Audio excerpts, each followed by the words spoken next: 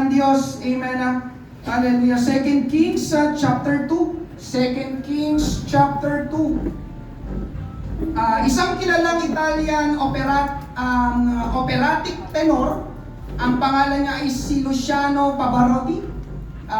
Di ko alam kung pamilyar sa inyo, lalo na sa kapanahunan ni na Brother Lando. Ayan. Yung mga ganon, amen. Hindi ko magawa. Yun yung kanyang mga forte sa pagkanta. Yung mga ganon. Siya ay nagkwento, sabi, nung siya'y bata pa, ang kanyang tatay na isang panadero ay pinakilala sa kanyang pagkanta. At inudyukan siya ng tatay niya na kumanta at pagtrabahuan ng husto para mapaunlad ang kanyang boses. Dinala pa siya ng tatay niya kay Arrigo Paula. Siya ay isang professional na mga awit na tenor din sa lugar nila para siya ay maging estudyante. Kaya lang, si Luciano Pavarotti ay nag-enroll naman ng kursong teacher. Ngayon, nung siya ay gagraduate na, tinanong niya ang tatay niya, sabi niya, shall I be a teacher or a singer? Ako ba'y magiging teacher o magiging mga awit? Sumagot ang tatay niya, Luciano, if you try to sit on two chairs, you will fall between them. Luciano, pag sinubukan mong umupo sa dalawang upuan, mahuhulog ka sa pagitan nila. Amen? Dagdag pa ng tatay niya, for life, you must choose one chair. Habang sa buhay, dapat kang pumili ng isang upuan, lalo na yung tatahakin mo sa iyong buhay. At ang pinili nga ni Luciano Pavarotti ay ang umawit o maging operatic tenor singer. Sabi ni Pavarotti ay ganito, kinailangan ng 7 taon ng pag-aaral at pagkabigo bago ko ginawa ang aking unang profesional na pagtatanghal. At kinailangan pa ng 7 taon upang marating ang Metropolitan Opera. Tapos sabi pa niya, kung ako ay papasok sa construction o ako man ay susulat ng aklat o ano man ang piliin natin, sabi niya, isang bagay ang kailangan. Dapat nating ibigay ang ating sarili sa larangan na yon. At panguli sabi niya, commitment is the key. At ngayong gabi ako po'y mangangaral sa paksang yon, the need for commitment. The need for commitment. Ang pangangailangan para sa pagtatalaga. Basahin po natin ang isang tagpo sa Bible mula sa Lumang Tipan, 2 Kings chapter 2 verses 7 hanggang 14. Sabi dito ay sa mababaw na salin ng Tagalog, may 50 miyembro ng mga propeta na nakatayo sa unahan at nakaharap sila sa lugar na hinintuan ni Elias at Eliseo sa ilog ng Jordan. Hinubad ni Elias ang balabal niya, inirolyo ito at inihampas sa tubig. Nahawi ang tubig. Biruin mo, nahawi yung tubig. Ibig sabihin nahawi yung nahati sa gitna. Tumawid silang dalawa sa tuyong lupa. Biruin yun mga kapatid. Paghahampas ni Elias, nahawi yung tubig, lumitaw yung tuyong lupa at doon sila lumakad. Pagkatawid nila, sinabi ni Elias kay Eliseo, bago ako kunin sa iyo, sabihin mo sa akin kung ano ang gusto mong gawin ko para sa iyo. Sumagot sa Eliseo, gusto kong ipamana mo sa akin ang dobleng bahagi ng iyong kapangyarihan. Sinabi ni Elias, mahirap ang hinihiling mo. Pero matatanggap mo ito kung makikita mo ako habang kinukuha sa harap mo. Kung hindi mo ako makikita, hindi mo matatanggap ang hinihiling mo. Verse 11, habang naglalakad sila na nagkukwentuhan, biglang may dumating na karuhayeng apoy na hinihila ng mga kabayong apoy. Dumaan ito sa gitna nila na nagpahiwalay sa kanila at biglang dinala si Elias papuntang langit sa pamamagitan ng isang ipo-ipo. Nakita ito ni Eliseo at sumigaw siya, Ama ko, ang mga karwahe at mga kabayo ng Israel. At hindi na niya nakita si Elias. Amen? Pansinin yung salitang yun at hindi na niya nakita si Elias. Pagkatapos, pinunit niya ang kanyang damit bilang pagpapakita ng kalungkutan niya. Dinampot niya ang balabal ni Elias na nahulog at bumalik siya sa tabi ng ilog ng Jordan at tumayo roon. Hinampas niya ang tubig ng balabal ni Elias at sinabi, nasaan na ang Panginoon, ang Diyos ni Elias? Nang ginawa niya iyon, nahawi ang tubig at tumawid siya. Tayo po'y sandaling manalangin ngayong gabi, Panginoon. Maraming pong salamat sa bilang ng mga mananampalataya na dinako mo sa lugar na ito. Mangusap ka, O Diyos, sa pamamagitan ng pangangaral ng iyong salita, Panginoon. Tulungan mo kami. Ako'y walang magagawa. Kami walang magagawa, Panginoon Diyos. Malibang sangkapan mo, O Diyos. Hallelujah, ng iyong karunungan, ng iyong kapangyarihan, ng iyong pagpahid, ng iyong anointing, Panginoon Diyos, ang pangangaral ng iyong salita. Tulungan mo kami sa paksang ito, patungkol, O Diyos, sa pagtatalaga, sa commitment. Ito po ang aming panalangin sa pangalan ni Jesus. Lahat ay magsabi na Amen. Palakpakan natin ang ating Panginoon. Praise God. Bible trivia lang po, mga kapatid. Meron pong 2 tao sa Bible na hindi po nakaranas ng physical na kamatayan. Amen. Hindi po sila namatay at inilibing. Kundi ang sabi ng Bible ay kinuha lang sila basta ng Panginoon. Amen. Pwede kong ilarawan yon. Alam niyo po yung rapture? Parang bigla lang nawala. Hindi nakaranas ng kamatayan. Amen. Parang ganon. Amen. Yun ay paglalarawan. Amen. Sila po ay sina Enoch at Elijah. Amen. Pares letter E. Enoch at Elijah. Mababasa niyo po sa Bible yung pagkuha ng Diyos kay Enoch sa Genesis chapter 5. Sa inyong personal na pagbabasa na lang, verses 22 hanggang 24. Sabi doon ay, kinuha siya ng Diyos at hindi na nakita muli pa si Enoch. Amen? Tapos yung kay Elijah, o yung kay Elias sa Tagalog, ito ang binasa natin kanina. Sabi doon sa binasa natin, nasa na yon? Sabi doon ay biglang dinala si Elias papuntang langit. Ayun. Amen? So yan, papuntang langit sa pamamagitan ng isang ipo-ipo. Amen? Buhay pa siya, pero kinuha siya papuntang langit. Amen? Mga pinagpala, itong mga lalaking ito, biruin nyo, hindi sila nakaranas ng physical na kamatayan. Basta na lang silang kinuha ng Panginoon. Sino gusto makaranas ng gano'n? Amen. Amen. Hintayin natin sa rapture. Amen. Hallelujah. At maliban po sa kanilang dalawa, ay wala na po akong nabalitaan hanggang ngayon na hindi namatay, pero hindi na nakita kailanman. Marahil may nababalitaan kayo, amen, na mayroong mga nawawala, pero hindi ibig sabihin na hindi sila namatay. Amen? Hallelujah. Trivia lang naman po yun, pero ang pangangarap ko po ngayong gabi, patungkol po sa commitment. Amen? Amen. Una po natin pag-usapan ngayong gabi, human desires. Ang pagnanais o pagnanasa ng mga tao. Pagnanais o pagnanasa ng mga tao. Sabi po ng Oxford Dictionary, ang desire daw po ay a strong feeling of wanting to have something or wishing for something to happen. Sa Tagalog, isang malakas na pakiramdam ng pagnanais na magkaroon ng isang bagay o pagnanais na may mangyari. Ibig sabihin po ng desire ay gustong-gusto. Hindi lang gusto, kundi gustong-gusto. Kasi ang sabi ay strong feeling of wanting. Malakas o matinding pagnanais. At naniniwala po ako ngayong gabi na lahat o halos lahat ng tao ay may desire o gusto. Amen. May gustong makuha, may gustong matanggap, may gustong maabot, may gustong marating, at gustong mangyari. Katulad sa ating kwento, bago kunin si Elias o si Eliseo, amen, o bago kunin si Elias, papuntang langit, tinanong niya ang kanyang alagad na si Eliseo. 2 Kings chapter 2 verse 9, binasa natin ito kanina. Pagkatawid nila, sinabi ni Elias kay Eliseo, bago ako kunin sa iyo, sabihin mo sa akin kung ano ang gusto mong gawin ko para sa iyo. Napansin niyo ba yung salitang yon? Anong gusto mo? Amen? Anong gusto mong gawin ko para sa iyo? Ngayong gabi, mga kapatid, kung ikaw ang tatanungin, anong gusto mo?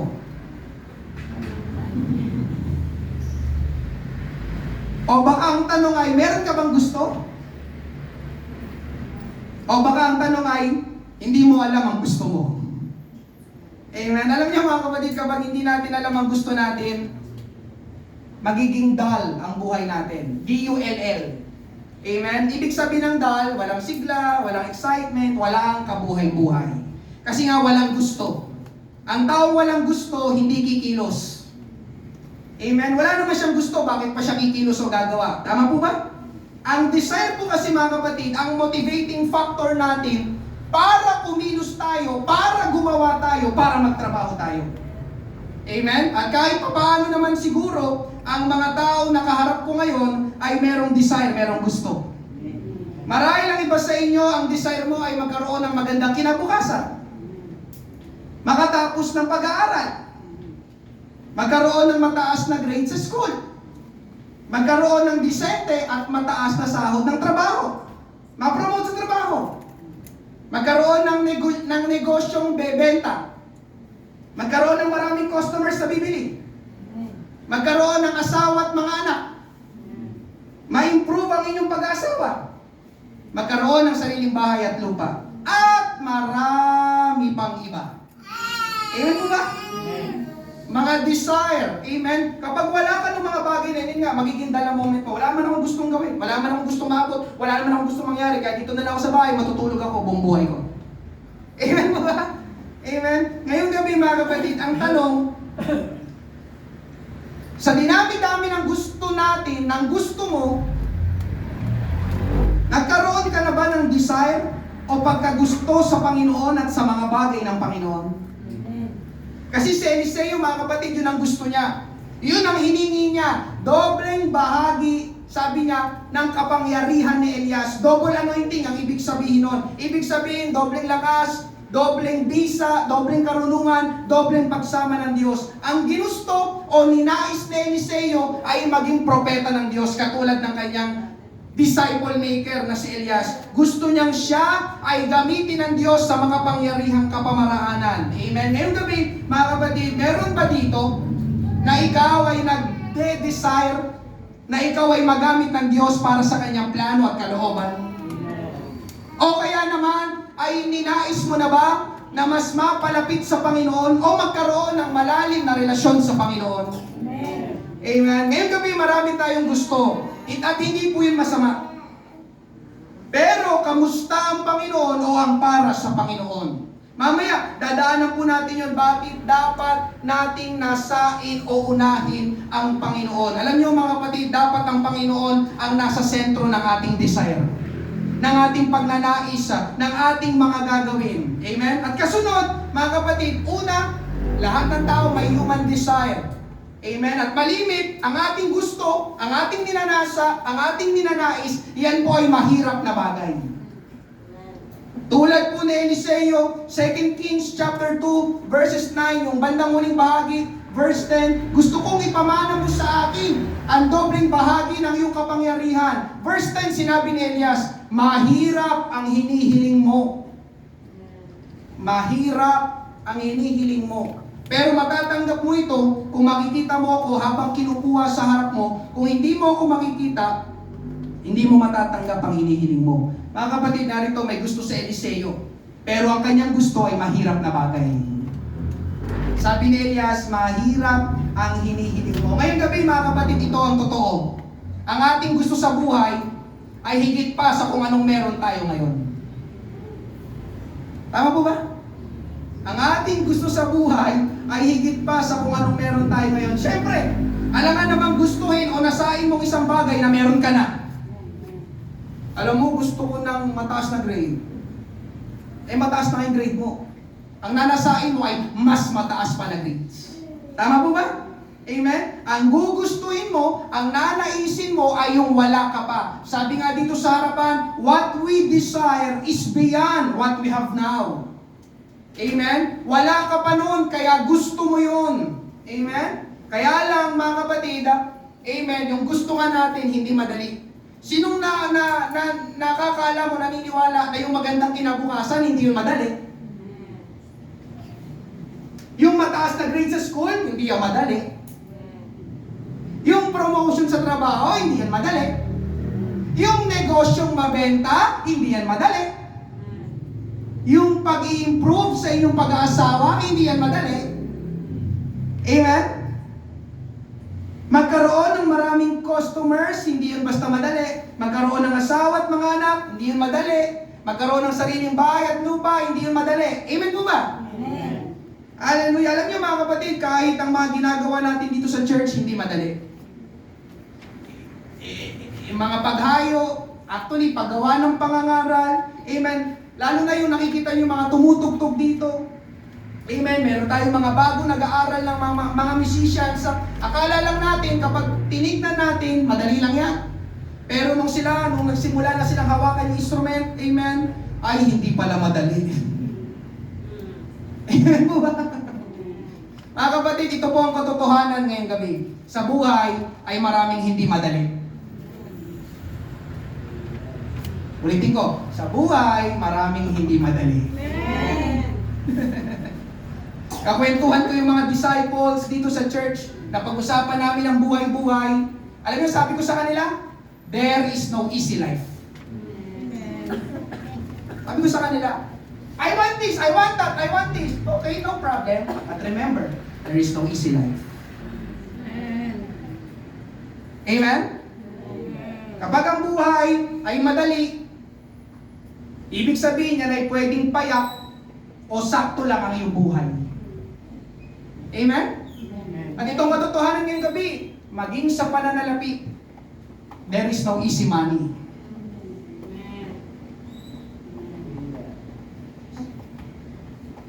Amen? Amen. There is no easy money.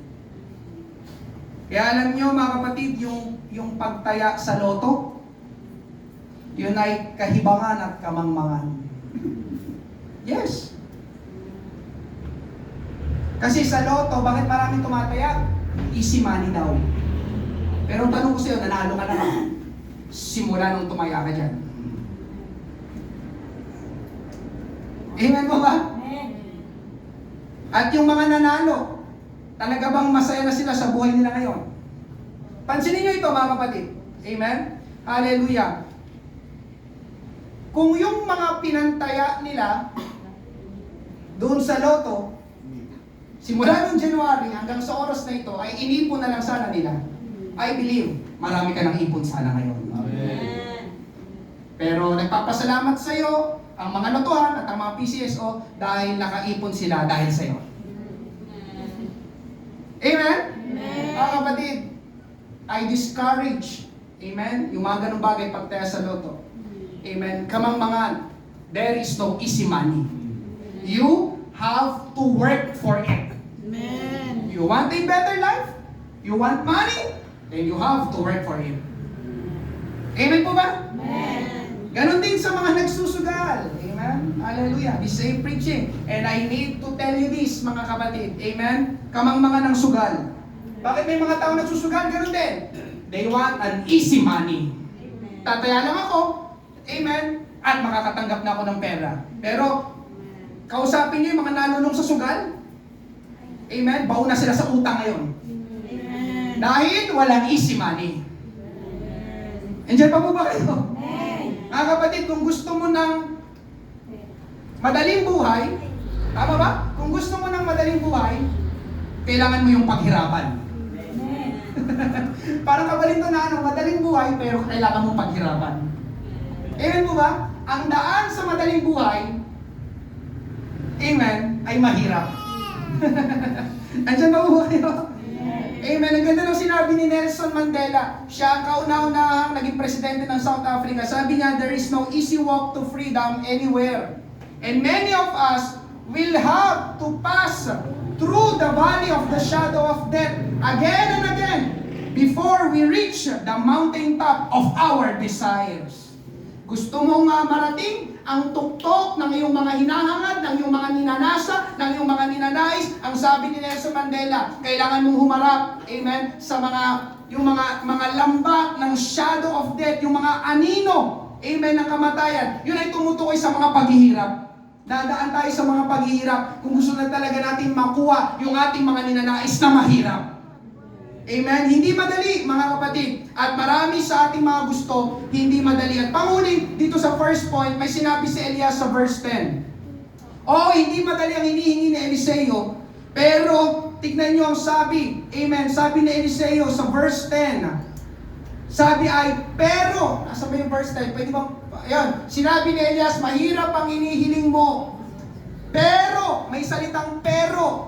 Matatanggap mo ito kung makikita mo ako habang kinukuha sa harap mo. Kung hindi mo ako makikita, hindi mo matatanggap ang hinihiling mo. Alam niyo mga kapatid, niniwala ako sa buhay, yung ating mga ninanais ay Pwedeng makuha natin, pwedeng matanggap natin, pero pwede rin hindi. Amen. Pero itong magandang balita ngayong gabi mga kapatid. Hallelujah.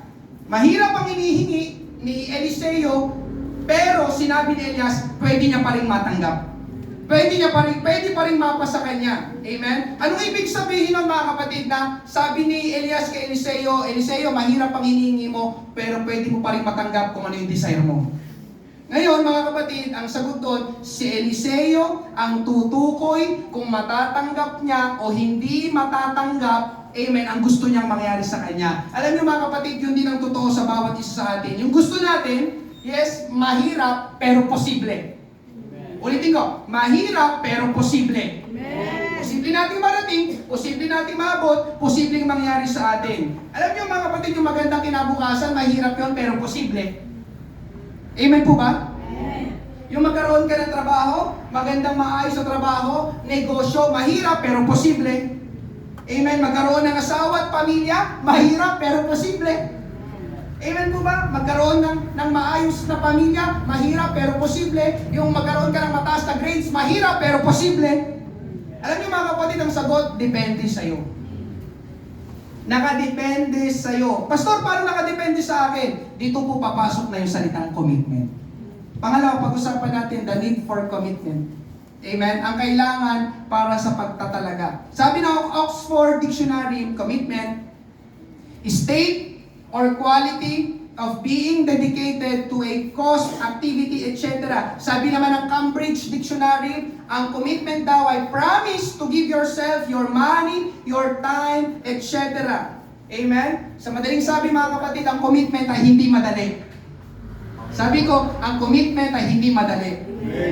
Sabi sa kahulugan, dedikasyon at ibibigay mo ang iyong sarili. Paminsan, pati din ang iyong pananalapi. Paminsan, pati din ang iyong oras. At isama mo na pati ang lakas mo. Sa bagay na yon, sa gawain na yon, ibibigay mong sarili mo dahil may gusto kang mangyari at maabot. Ngayong gabi mga kapatid, ito ang kailangan ng bawat isa sa atin. Kung meron kang ninanais, kung meron kang hinahangad, kung meron kang ninanasa, yes, mahirap, amen, pero posible, yun nga lang, kailangan mo itong paksang pinag-usapan natin ngayong gabi, commitment. Amen? Sabi ni Mario Andretti, amen, sabi, desire is the key to motivation, but it's determination and commitment to an unrelenting pursuit of your goal. A commitment to excellence that will enable you to attain the success you seek. Amen? Ang pagnanais daw ay ang susi sa pagganyak. Alam niyo mga kapatid, ito sinabi ko kanina, na mamotivate ka na gawin ang isang bagay dahil may gusto ka. Gusto ko na mataas na grades. Upo ka lang ba? Gusto ko na mataas na grades. Gusto ko na mataas na grades. Ganun ka lang, gusto ko na mataas na grades. Cellphone ko. Facebook ka muna ako. Gusto ko na mataas na grades eh. Hindi.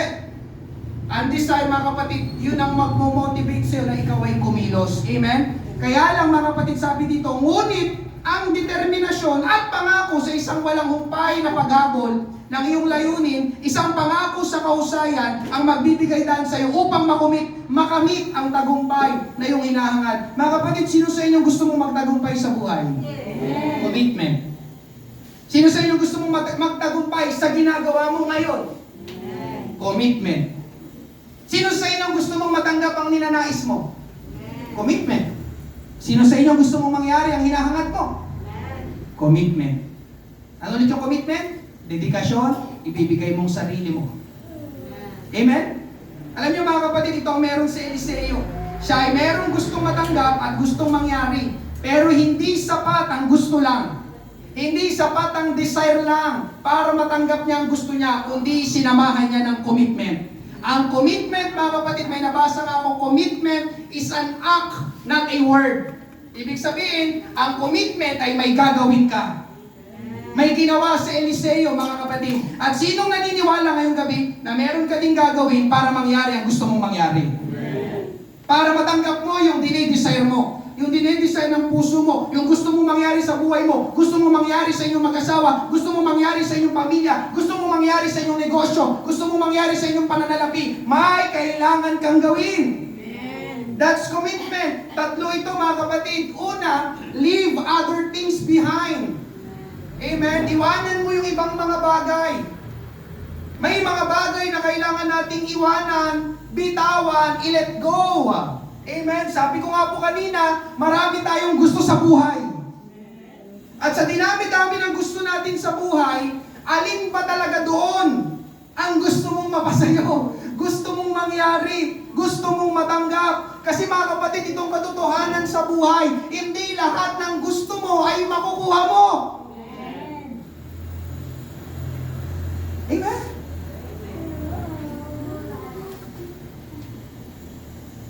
Amen po ba? Not all. Hindi lahat ng gusto mo, matatanggap mo. Amen po ba? Alam niyo, gusto ko mag-doktor. Gusto ko rin mag-engineer. Gusto ko rin mag-accountant. Gusto ko rin mag-abogado. Ang dami natin gusto. Amen. Pero kung ako ang tatanungin nyo, mag-contractor ka na lang. Sa malinis na paraan. Amen. Kayo talaga, oh. Amen. Alam niyo mga kapatid, dahil lininawin ko lang, kasi ngayon sumama yung pangalang kontraktor. Hindi po lahat ng kontraktor ay masama. Amen. Although naging negative lang ngayon. Katunayan mga kapatid, may mga kapatiran tayo. Yes, sa ating fellowship sa Father's House. Sila yung mga kontraktor. Amen po ba?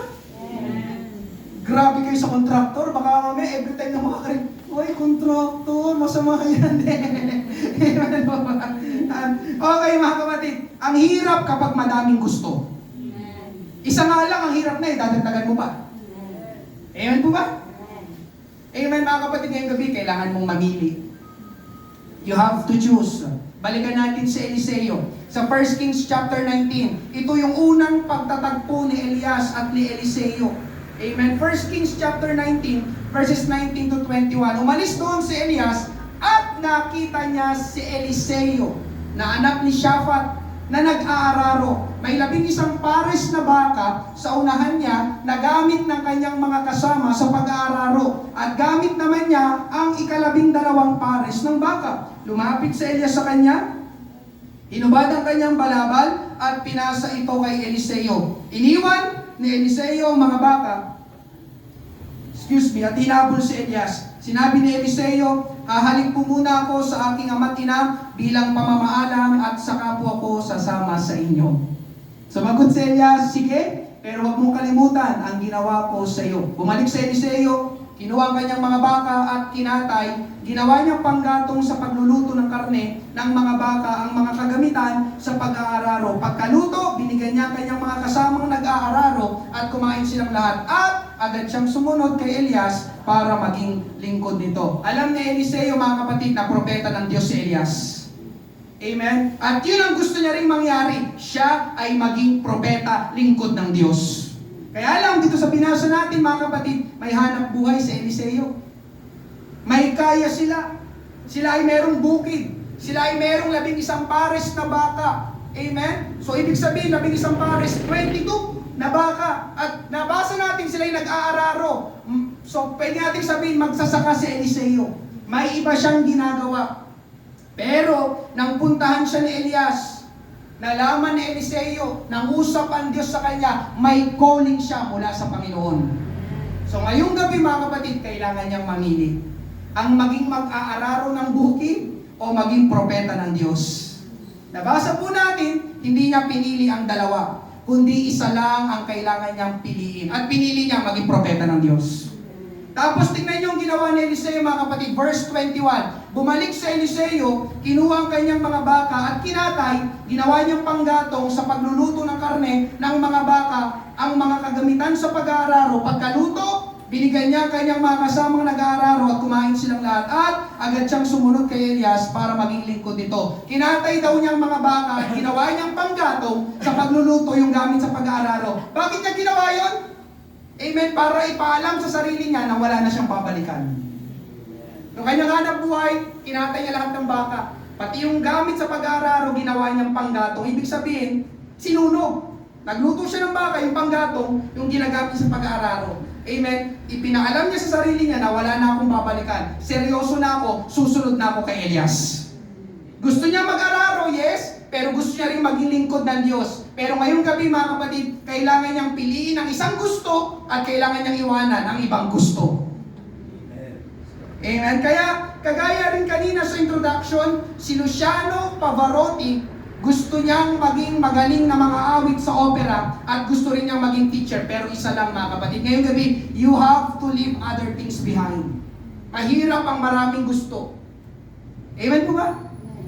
Iniwan niyang pagtuturo at pinag-igihan niya ang pag-awit. Ikalawa, mga kapatid, na ibig sabihin ng commitment, tie yourself to that person, to that thing, or to that activity. Ang kahulugan ng commitment kanina ay give yourself.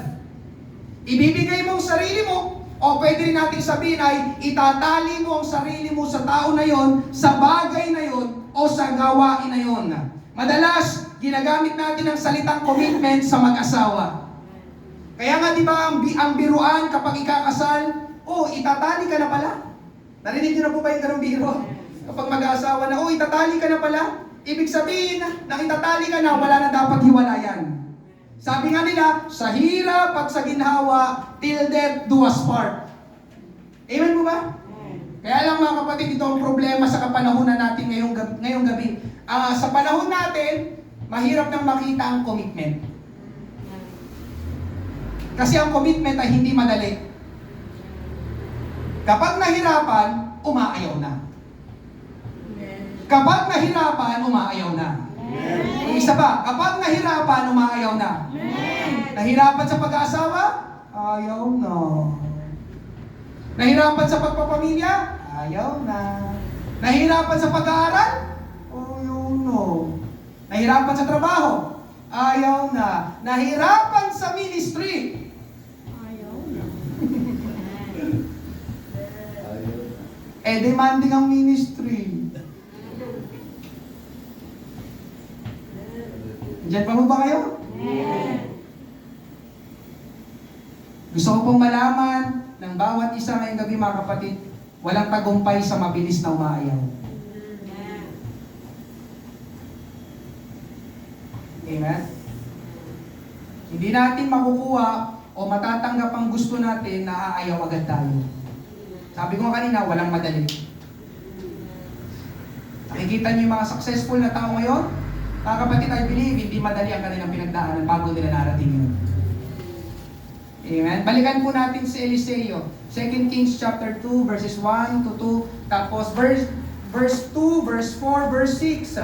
Nang oras na kukunin na ng Panginoon si Elias para dalhin sa langit sa pamamagitan ng isang ipo-ipo, naglalakad sina Elias at Eliseo galing sa Gilgal. Sinabi ni Elias kay Eliseo, maiwan ka na lang dito dahil pinapapunta ako ng Panginoon sa Bethel. Pero sinabi ni Eliseo, sumusumpa ako sa buhay ng Panginoon at sa iyo, hindi kita iiwan.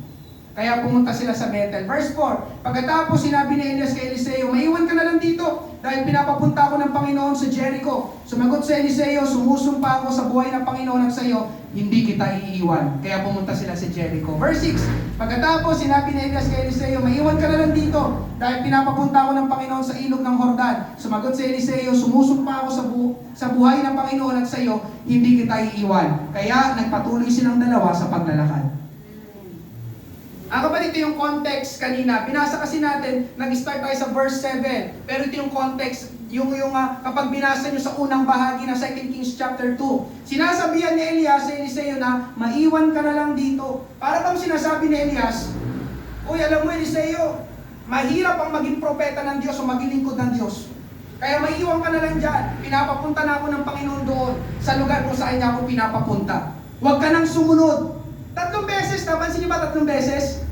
Nagsabi si Elias, pati sa tatlong beses sa 3 lugar, sa Bethel, sa Jericho at sa Jordan. Pero, 3 beses din sumagot sa Eliseo, no, hindi kita iiwan. And that's what we call commitment. Diyan pa po ba kayo? Amen.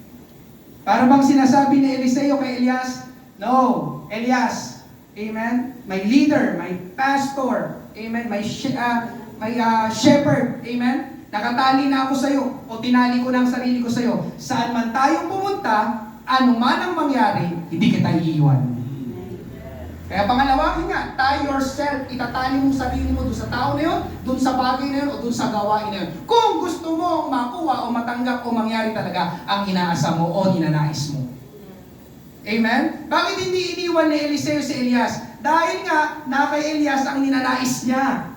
O ang gusto niyang matanggap. Yung dobleng bahagi ng kapangyarihan. Kaya nag-commit si Eliseo kung nasaan si Elias, nandoon din siya. Alam niyo mga kapatid, gano'n ang totoong commitment. Hindi pa iba-iba, hindi pa lipat-lipat. Amen? Hindi double-minded. Amen? Ano man ang panahon, katulad ngayong gabi, salamat, andito kayo sa church. Amen? Pwede natin sabihin na that's commitment. Amen? Umula nung araw, aatin sa church, that's commitment. Amen? May gawain sa church, anuman ang mga sagabal, pupunta pa rin ako dahil kinumit ko ang sarili ko sa Panginoon at sa gawain ng Panginoon. Commitment. Amen? Alam niyo, totoo din po yun sa church. Nag-commit ako dito sa fellowship na ito. Sa Father's House lang. Wala na po akong dinaluhang ibang fellowship. Dito ako nagpalagad, dito ako nagpaturo, dito ako nagpagamit ng buhay, hindi iba-ibang church. Mga kapatid, walang lumalago sa palipat-lipat. Amen. Amen?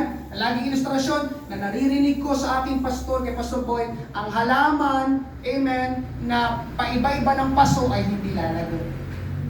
Amen po ba? Amen. Kaya hindi ako paiba-iba ng fellowship, Father's House lang ako. Amen. Amen? Alam, hindi pwedeng simba muna ako sa Catholic, tapos ngayon sa born again naman. Tapos sunod sa Islam, tapos susunod, bahala na kayo. Di ka lalago. Amen po ba? Amen. Kailangan ng commitment. Amen? At isa pa mga kapatid, yung pahinto-hinto. Dadalo ako ngayon, tapos sa susunod na buwan na ulit ako dadalo. Huwag kang mag-expect na lalakas ang spiritual na buhay mo. Papasok ako ngayon sa school, tapos sa susunod na buwan na lang ulit, huwag kang umasa na tataas ang grades mo sa school.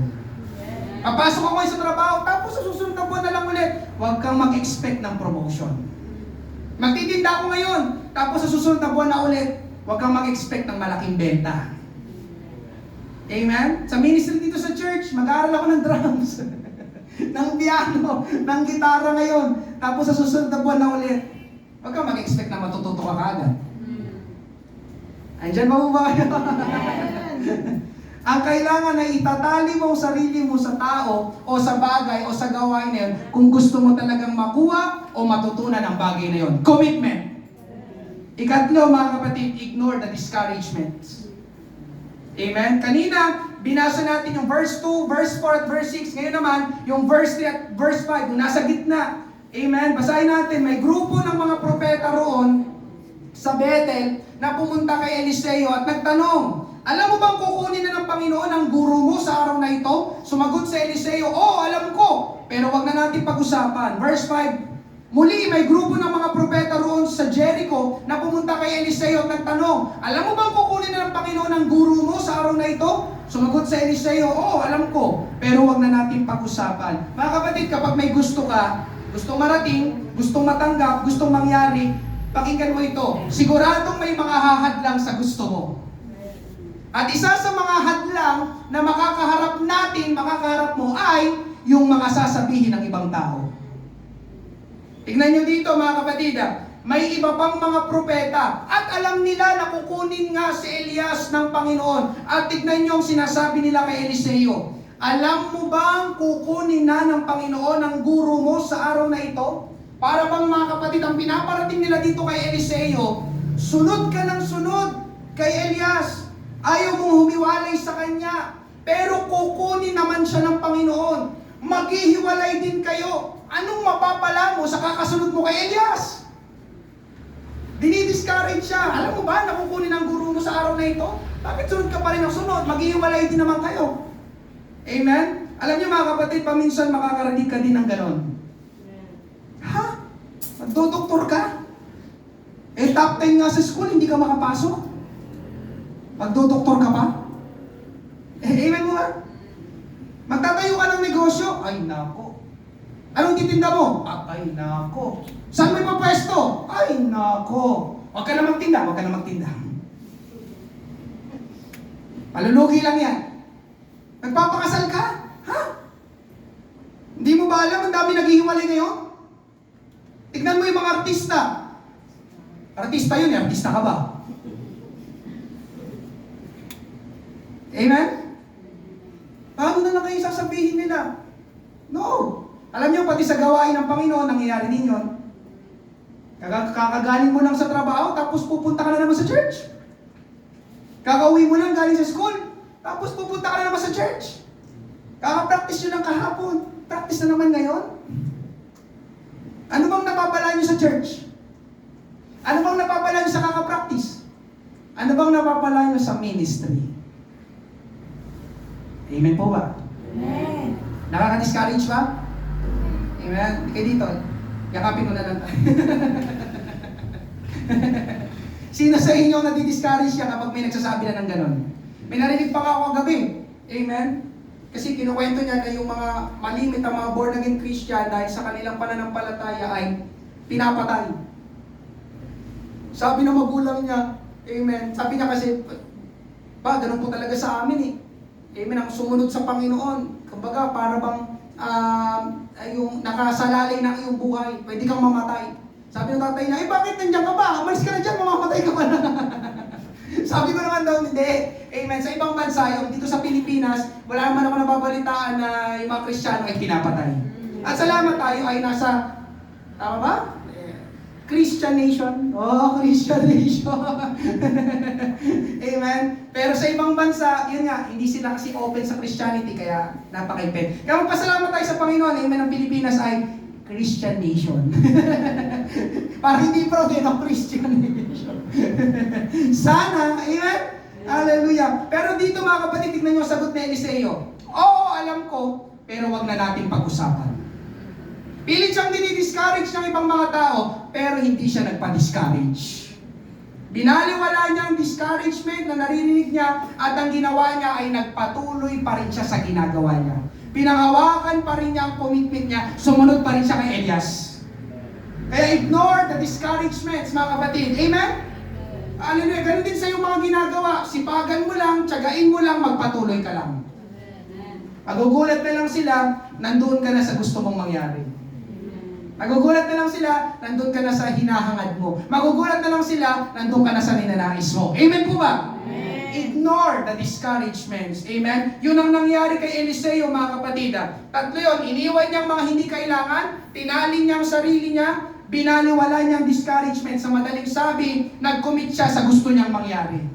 2 Kings chapter 2 verse 15, nang makita ito ng grupo ng mga propeta na galing sa Jericho, sinabi nila, ang kapangyarihan ni Elias ay sumasa kanya. Kaya sinalubong nila si Eliseo at yumukod sila bilang paggalang sa kanya. Mga kapatid, ito yung tagpo na kinuha na si Elias at natanggap na ni Eliseo yung kanyang hiningi. Dobleng kapangyarihan ni Elias na galing sa Panginoon. So dito mga kapatid, napansin natin, yung mga propeta kanina na dinidiscourage na si Eliseo, nakita nila, natanggap na ni Eliseo yung kanyang ninanais na mahirap.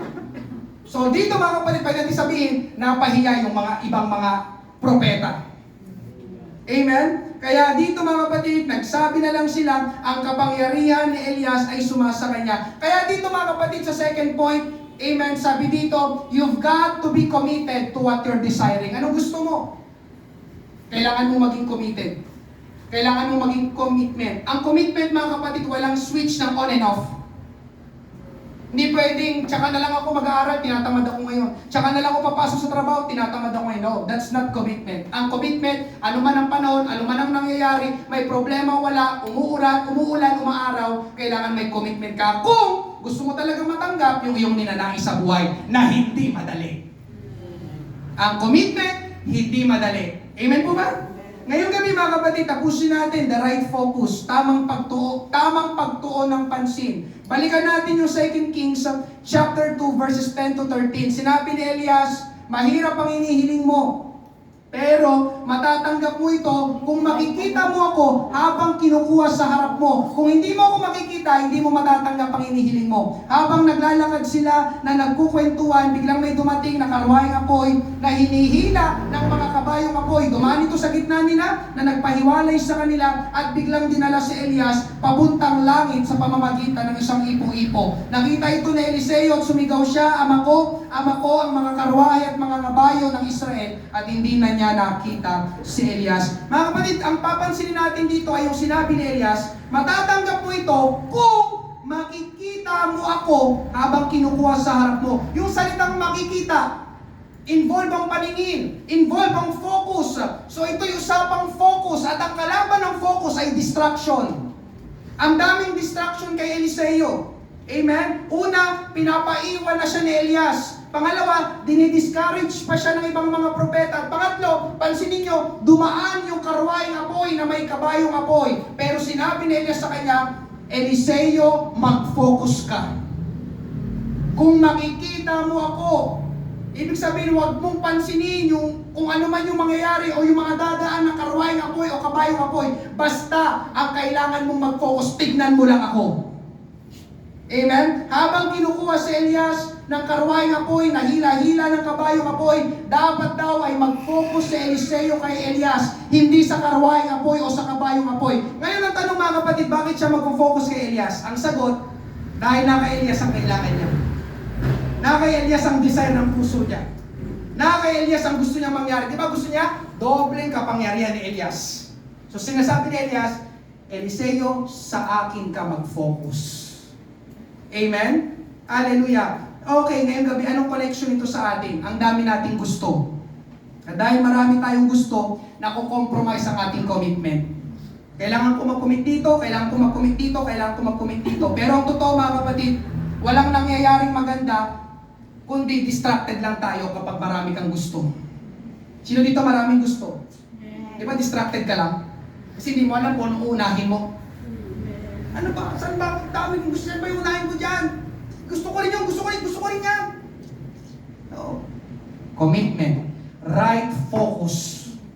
Amen? Ang tamang gawin mga kapatid, mag-focus tayo. Ngayon, kanino? Ito ang kailangan. Mag-focus tayo sa Panginoon. Ulitin ko, mag-focus tayo sa Panginoon. Bakit, Pastor? Parang yung sinabi ni Elias kay Eliseo. Eliseo, mag-focus ka lang sa akin. Bakit? Di ba ang gusto mo yung dobleng bahagi ng kapangyarihan ko? Amen? Mapupunta yun sa'yo, maisasalin yun sa'yo kung magfo-focus ka sa akin. Ngayong gabi mga kapatid, i-relate natin ito sa Panginoon. Bakit ka magfo-focus sa Panginoon? Dahil lahat ng kailangan mo nasa Panginoon. Amen. Amen?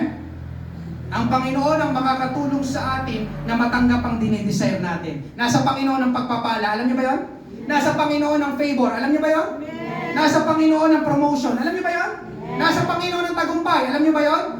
Kaya mag-focus ka sa Panginoon. Amen? Itong pagkakamali ng maraming tao, kahit mananampalataya, amen, ayusin po natin ngayong gabi dahil may gustong iba, listen, may gustong iba, ang mangyayari, magfo-focus siya doon sa gusto niyang iba. Pero ang problema, ang kapalit ay naisasantabi ang Panginoon. Amen? Amen. Gusto ko na mataas na grades. Wala na. Nag-focus na lang sa school. Nawala na ang church. Gusto ko ng promotion sa trabaho. Pag-iigihan ko pa yung trabaho ko. Pastor, sorry, hindi na ako makaka-attend kasi focus na ako sa trabaho ko. Tama naman, nag-commit siya. Tama naman nag-commit sa school. Tama naman nag-commit sa trabaho. Tama naman nag-commit sa negosyo. Kaya lang ang problema, at the expense of God. At the expense of church. Nandiyan pa po ba kayo? Amen. Lord, pasensya na. Kailangan kong unahin ito. Kailangan kong pag-igihan ito. Gusto ko kasi ito, Panginoon eh. Kailangan kong pagbutihin ito. Pero alam niyo mga kapatid, amen, baliktad ang sabi ng Panginoon. Ang sabi ng Panginoon, hindi pa rin nagbabago. Matthew chapter 6 verse 33. Amen?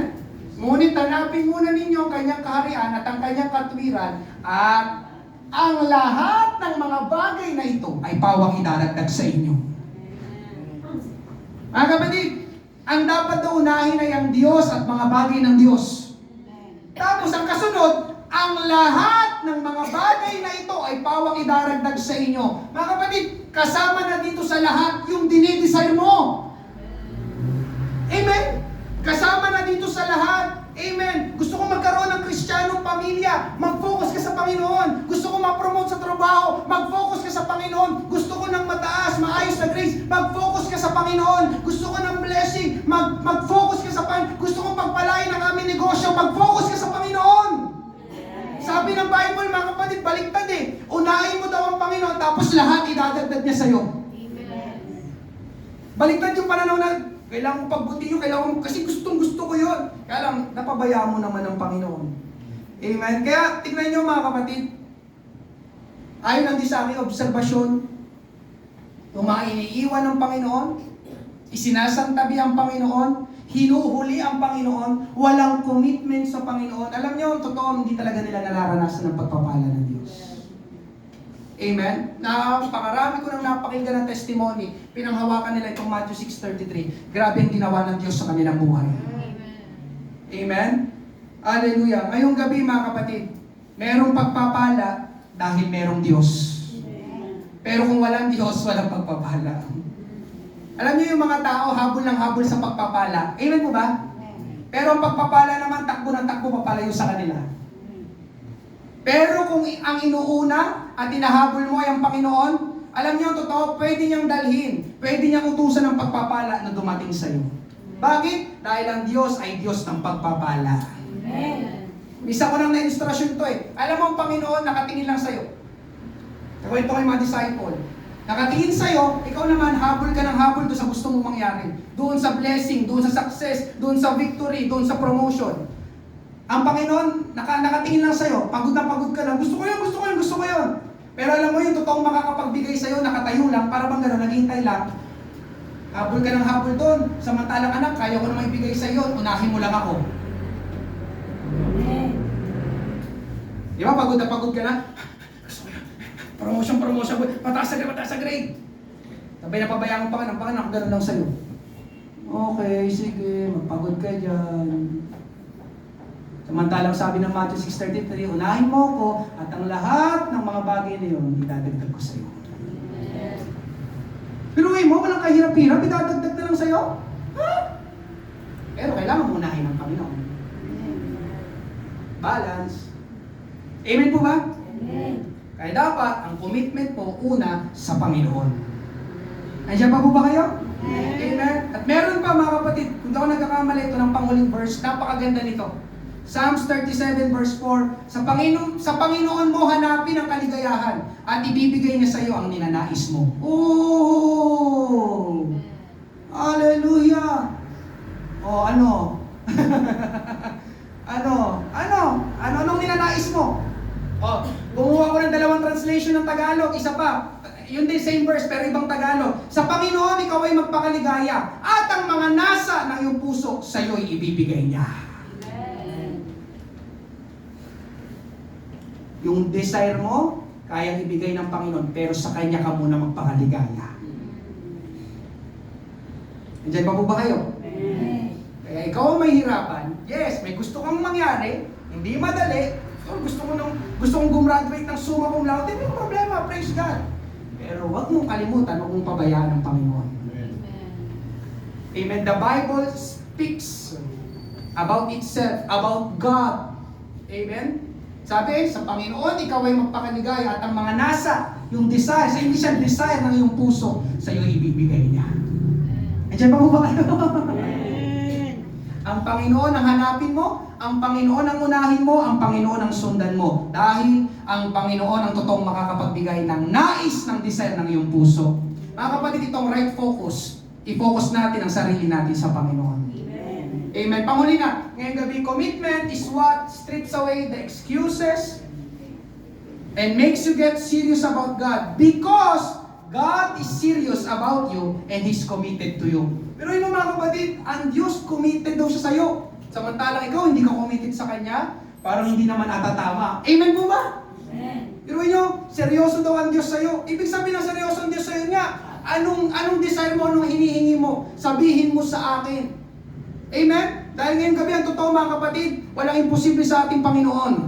Yes, hindi madali. Amen. Pero kayang ibigay ng Panginoon. Amen po ba? Amen. Seryoso ang Panginoon sa iyo. Gusto ng Panginoon, maging seryoso ka din sa Kanya. Ngayong gabi, itong kailangan natin. May gusto tayo? Hindi madali, pero posible. Ang kailangan lang ay commitment at tamang focus. Purihin, palakpakan natin ang Panginoon ngayong gabi. Tayo magsimulang lahat. Amen. Praise God. The need for commitment. Kamusta ka, kapatid ko sa Panginoon ngayong gabi? Anong gusto mo? Anong desire ng iyong puso? Anong ninanasa mo?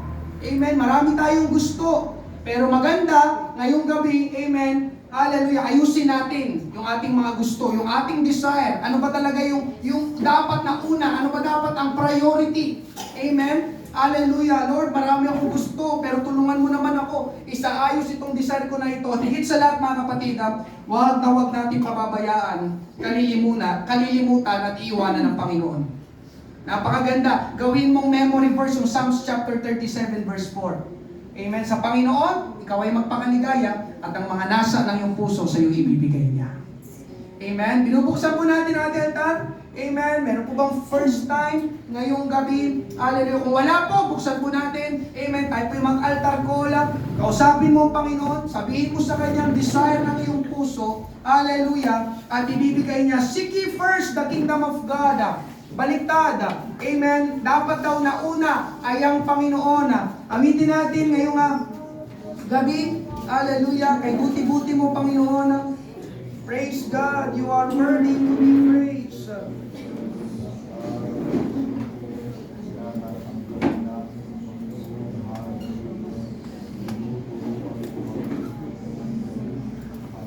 Thank you, Jesus. Commitment.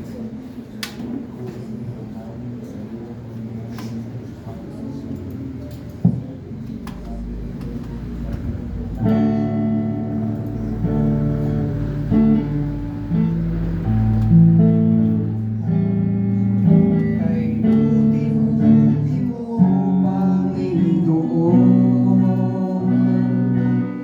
sa lahat ng oras, sa bawat araw, ika'y laging tapat kung magmahal. Thank you, Lord. Thank you, Jesus. Ang iyong awa ay magpawalang hanggan. Kay buti-buti mo, Panginoon. Lord, tulungan mo, Diyos, ang aking mga kapatid na ito, Panginoon Diyos. Lord, the need for commitment, Panginoon Diyos. Hallelujah, Lord, ang aming commitment sa iyo, wag namin pabayaan. Hallelujah, wag ma-compromise, Panginoon Diyos. Ikaw ay nang dapat na una sa aming buhay, O Diyos. Lord, alam mo ang desire ng aming puso. Alam mo ang nilalaman ng aming puso, Panginoon. Lord, ang aming mga ninanais, aming mga hinahangal. O Diyos, maraming salamat, Panginoon, sa mga salita mo. Nanahayag, O Diyos, hallelujah. Ngayong gabi, magkaroon kami ng tamang focus. Thank you, Jesus. Hallelujah.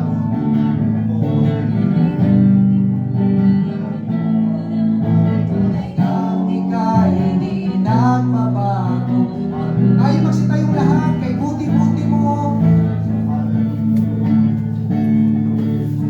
Kay buti-buti mo, Panginoon,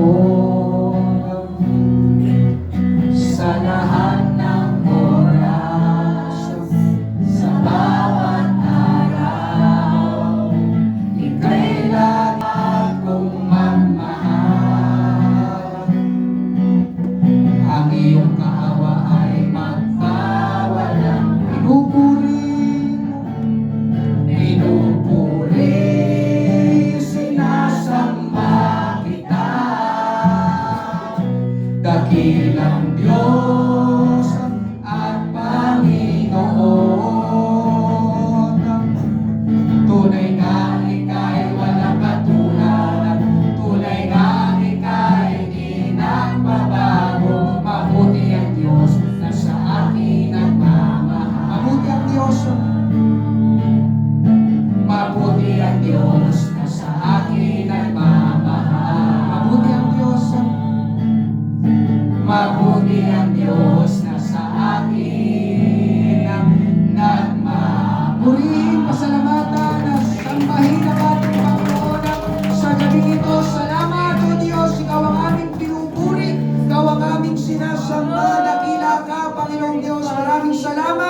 sa pagtuturo mo, Panginoon Diyos, sa iyong pangangaral ng iyong salita. Maraming salamat, O Diyos. Inayos mo pong muli, itinama, Panginoon Diyos, ang aming puso sa iyong harapan, Panginoon. Thank you, Lord. Thank you, Jesus. We give you glory. We give you praise. Hallelujah. Thank you, Lord. Thank you, Jesus. Amen. Ang ating commitment, amen, ay dapat una sa Panginoon. Hallelujah. Hindi po yung nagbabago. Hallelujah. Seek ye first the kingdom of God. And all these things shall be added unto you. Tayo po yung magtapos sa panalangin ngayong gabi. Amen. Pag-pray ni Brother Ogie ang ating gawain na. Praise God. Yes, Lord, Panginoon. Hallelujah, Jesus. Sa ngayong gabi, Panginoon, ingatan mo, Panginoon, ang aming mga puso, Panginoon. Lalo na, Panginoon, ang bawat isa, Panginoon Jesus, ang sa amin po, Panginoon, ikaw lang ang aming pupurihin at sasambahin at ikukumit namin sa iyo, Panginoon, ang bawat inananais mo, Panginoon. Maraming salamat po ang gawain nito, Panginoon. Iatid mo kami, Panginoon, at pagpunta, pagbalik, Panginoon. Maraming salamat po. Iatid mo kami, Panginoon. Sa pangalan ni Jesus, Amen. Amen. Praise God. Hallelujah. Maraming salamat po sa bawat isa. Amen.